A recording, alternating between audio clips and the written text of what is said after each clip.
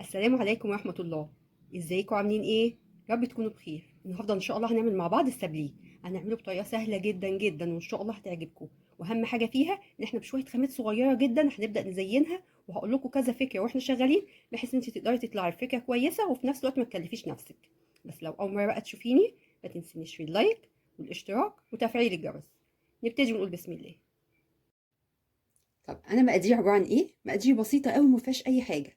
عباره عن 6 كوبايات من الدقيق، طبعا الدقيق بتاعي منخول. كوبايتين من الزبده، والزبده تكون طريه بمعنى ان هي ما تبقاش سايحه، وفي نفس الوقت ما تبقاش لسه مطلعاها من التلاجة.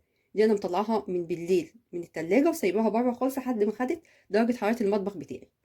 بيضتين، والبيضتين برضو بيكون بدرجه حراره المطبخ عشان العجينه بتاعتك ما تفصلش. وطبعا في بيض يبقى فيه فانيليا، وكوبايه من السكر البودر. ادي مقادير ما فيهاش اي حاجه. اول حاجه هعملها انا هجيب طبق كده كبير، وابدا انزل بسم الله بالزبده بتاعتي. الزبده بصوا زي ما قلت لكم، بصوا اهي طريه وفي نفس الوقت مش سايله. بسم الله اهو كده تمام. وهنزل عليها كوبايه من السكر البودر،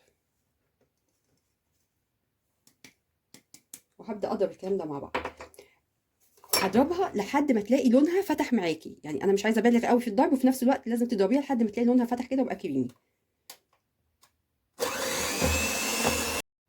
خلاص كده حلو جدا. هعمل ايه؟ انا هنزل بالبيض واحده واحده، ما تنزليش بالاتنين مره واحده عشان برضو العجينه ما تفصلش منك. هنزل بواحده واضرب بسم الله. مجرد ما هي تختفي بنزل بالتانيه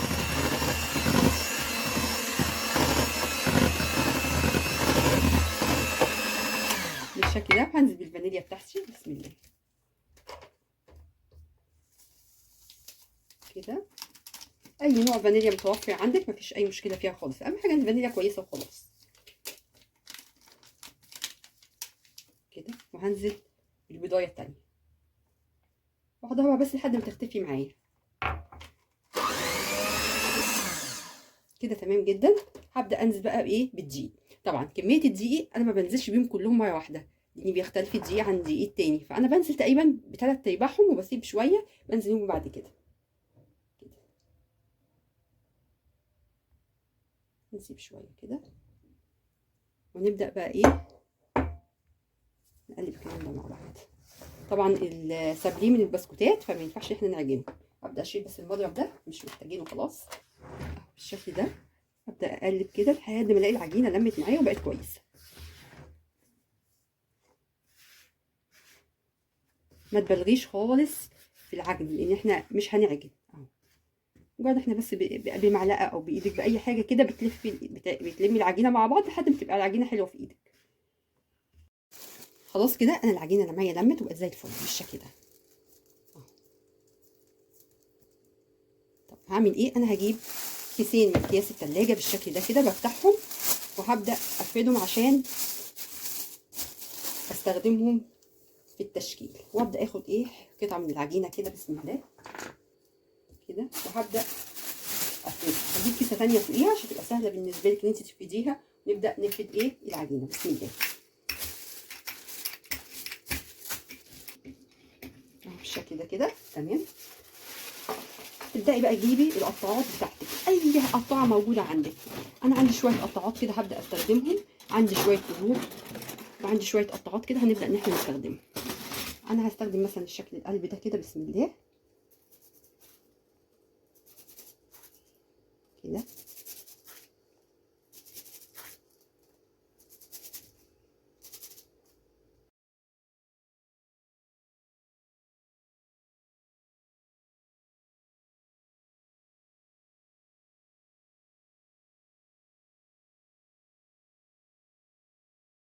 ايه اطلعها، بصوا بيطلعوا معايا، هيطلعوا معاكي بس في منتهى السهوله بالشكل ده. الصوص بقى عندك طبعا مش هندهنه اي حاجه خالص. انا هستكفى طبعا بكميه الزبده اللي بتبقى موجوده في العجينه بالشكل ده. وهبدا ان انا ايه؟ ارصصه. اطلع واحده برضه وشوفوا بس بتطلع معايا ازاي بالشكل ده كده. نبدا ايه؟ نفصل العجينه. خلاص خلاص كده انا حطيتهم في الصينيه. هبدا اعمل شكل تاني من الطرف من السابليه عباره عن الطرف بتاعنا، شكل حلو برده بيبقى شكله جميل. هبدا اخد قطعه كده وتبداي تسكنيها كده في الطرف بتاعك كده، وطبعا الزياده ده كله بيتشيل.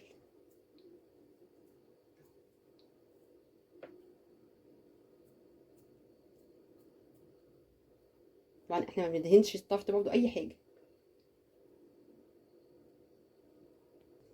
خلاص كده بصوا، اهم حاجه سكنيها فيها كويس بالشكل ده كده اهو كده تمام. طب هعمل ايه تاني؟ بشوكه بقى عندك او اي حاجه تبداي ان انت تخرميها عشان مش عايزاها ايه تعلى منك اهو بالشكل ده. وهتحطيها بقى في صينيه لوحديها وتبداي برضو اللي انت تسويها. طب انا هعمل ايه دلوقتي؟ انا هاخد الطرف بتاعي كله كده، طبعا انا هكمل بقيه الصينيه بتاعتي كلها تمام، واحطها في الفرن في الرف الوسطاني ماشي. بياخد تقريبا بتاع تلت ساعه ربع ساعه حسب ما هتاخد الفرن، درجه حراره الفرن عندك على درجه حراره 180. بحطها في الرف الوسطاني، اول ما ياخد معايا اللون الاحمر الحلو ده ببدا اطفي عليه. هبدا احطها في الفرن ان شاء الله، واول ما تستوي نطلعها ونشوف هنعمل ايه تاني. خلاص كده انا الكميه بتاعتي استوت. الطفت بتاعي اول ما بطلعه مجرد انت بصي بتقلبيه كده اهو بيتقلب معاكي بمنتهى السهوله، ما فيهوش اي حاجه، ما بيلزقش ولا اي حاجه خالص اهو. مجرد انت تحركيه خبطه كده، لو حاجه ماسكه شويه بتلاقيها نزلت معاكي على طول اهو. خبطه بسيطه اهي تلاقيها نازله، بس اهم حاجه بالراحه عشان ما تتكسرش منك لان هي بتبقى ناعمه جدا. طب هعمل ايه تاني دلوقتي؟ انا دلوقتي هبدا سيحت دي شوكولاته.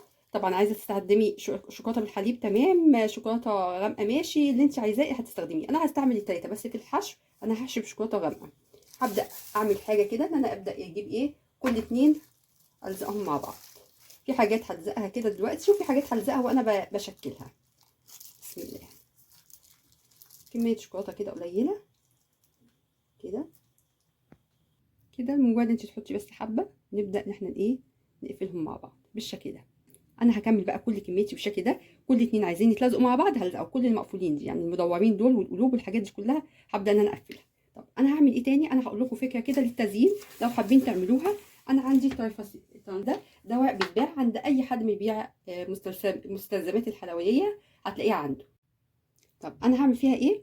انا دول عباره عن قالبين من الشوكولاته، بجيبهم احطهم في كيسه واربطها كويس واحطها في ميه بتغلي، بس بتبقى مطفيه طبعا النار، بسيبها شويه واطلعها بلاقيها ساحت معايا. عايزه زي يعني تحطيها في بخار ميه تمام اللي يريحك، اهم حاجه ما تلمسي الطبق اللي فيه الميه تمام. هبدا احط كده بسم الله حاجه بسيطه من الشوكولاته بتاعتي اهو كده. الكيسه هتخليكي تملكيها اكتر او بالشكل ده وتوزعها عليها. اللي انا ايه تخبطيها كام خبطه كده عشان تتوزع عليها. لو حسيتي ان هي محتاجه تاني يعني في بصي في اجزاء لسه محتاجه تاني فانا هزودها تاني من الشوكولاته بالشكل ده.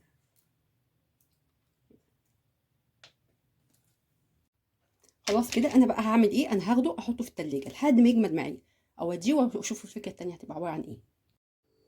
طب الفكره التانيه اللي انا عايزه اعملها لكم، انا عباره عندي بندق تمام، بندقيه مثلا كده بسم الله بالشكل ده. هحطها في الشوكولاته البيضاء كده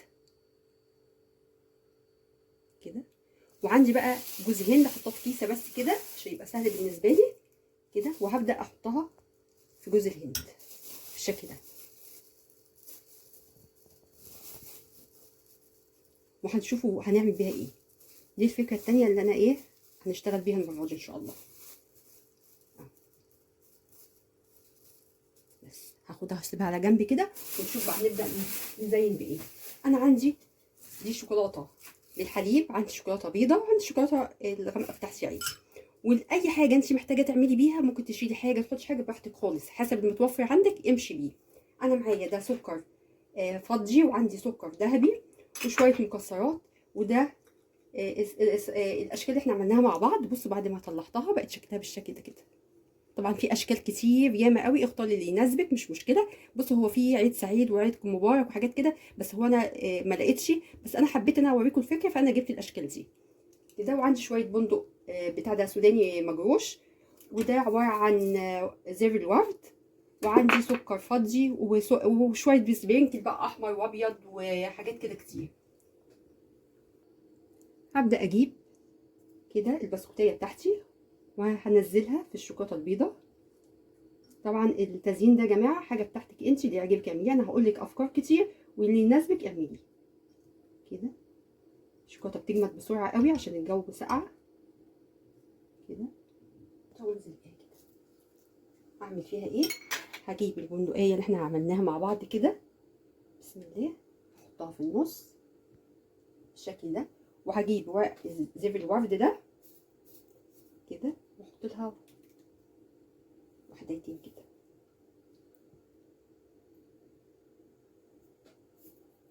بالشكل ده، بصوا شكلها جميل قوي وكيوت خالص وحلوه خالص. بالشكل ده شكل. الشكل التاني عندي مثلا القلب، بسم الله. هبدا اجيب عندي مثلا شكل القلب ده، طبعا انا كلهم ايه لازقين مع بعض بالشوكولاته بتاعتي بالشكل ده كده كده.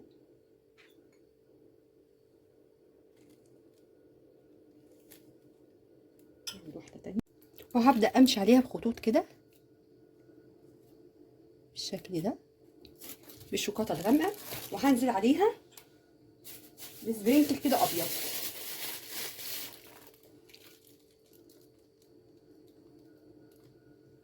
بالشكل ده. وهنزل عندي برضو الكور دي برضو بتبقى حلوه قوي معاها، نبدا ننزل بيها كده بسم الله.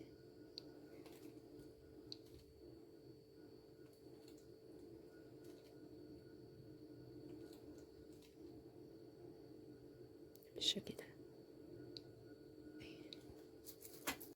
هعمل واحده تانية كده بالشوكولاته البيضاء كده بسم الله. تمام. بس دي بقى ايه، هجيب عليها برضو اعمل لها الاول الخطوط بتاعتها بسم الله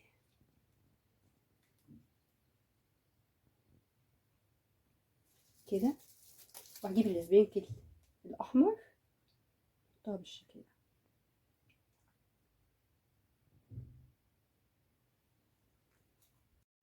هجيب برضو الشكل المستطيل ده كده بسم الله.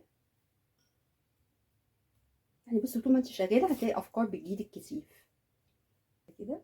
برضو نحطها بسم الله كده. لو حطيت النجمه دي هتبقى احلى بالشكل ده كده اهو. عندي بقى الاشكال الصغننه اللي هي دي برضو هحطها في الشوكولاته بسم الله كده. هبدا اجيب المدوره دي وانزلها هنا كده بسم الله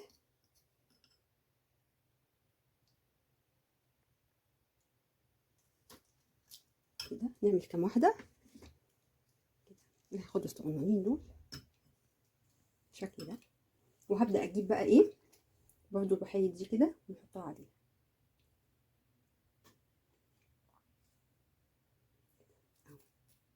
طيب انا عندي بقى ايه الطرف بتاعي هعمل فيه ايه برضو نفس الحكايه، انا هغطسه في الشوكولاته. انت ممكن تحطي بره بس مش مشكله كده.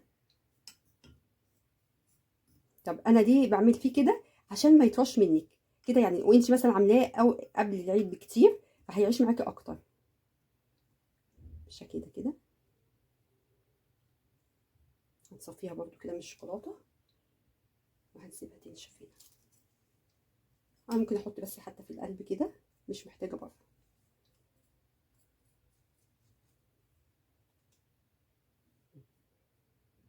نغطسها بس بالشكل ده نغطس. بصوا بمجرد ان انا نشفت معايا بالشكل ده هبدا انا عندي نوتيلا كده بسم الله هبدا ازين بيها، او اي حاجه موجوده عندك مربى حليب ماشي تمام هتمشي كده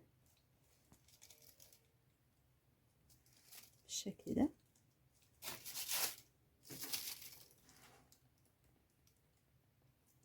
لو ما عندكيش وعايزه تعمليها بالشوكولاته برضه هتمشي معاكي حلو جدا ان شاء الله. نحط مثلا ايه بندقه كده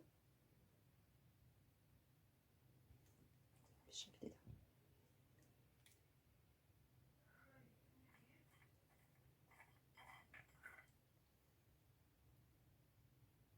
بالشكل ده. بصوا ما شاء الله جميله ازاي. انا بقى هكمل بقيه الكميه بتاعتي بتاعت السابليه كلها، وان شاء الله بعد ما اخلص نشوف شكلهم عاملين ازاي. خلاص كده بصوا انا خلصت الكميه بتاعتي كلها، بصوا اشكالها جميله ازاي ما شاء الله. بصوا حاجات بسيطة قوي موجودة، يعني شوية لولي وشوية سكر ملون. انا عملت الاشكال الحلوة دي، بصوا اشكالها حلوة ازاي ما شاء الله. بصوا دي برضو رقيقة جدا. ده عبارة عن سكر ذهبي، وممكن على فكرة تعمليه وشوية مكسرات عليه بيديك المنظر ده. وادي الطرف، بصوا ما شاء الله برضو جميل ازاي.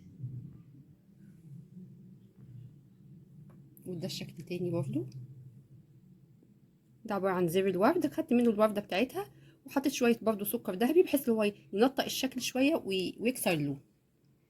بكده خلاص انا خلصت الفيديو بتاعي بتاع النهارده، يا رب يعجبكم. لو عجبكم متنسونيش في اللايك والاشتراك وتفعيل الجرس. والسلام عليكم ورحمة الله.